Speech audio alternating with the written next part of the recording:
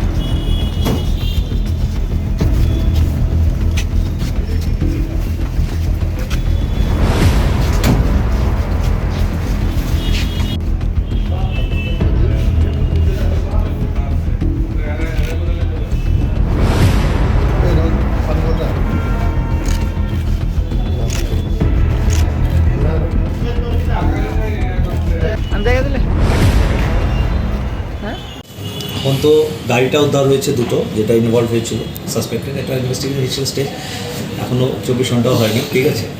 এটা স্যার, বাকি এটা উদ্ধারের জন্যই আমরা রিমান্ড চেয়েছি। স্যার যে বাকি তিনজন তারা কি পলাতক নাকি?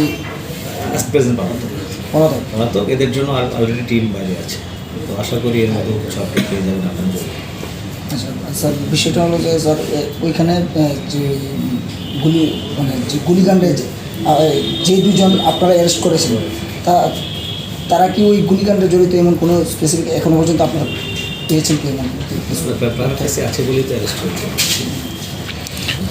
স্যার, যে দুজনকে ডিটেন করেছেন কখন তাদেরকে ডিটেন করেছে? ডিটেল তো আমরা আর্লি মর্নিংয়ে করেছি, তারপরে প্রিলিমিনারি কোশ্চেনিং করার পরে আমরা এটাকে অ্যারেস্ট করা হয়েছে।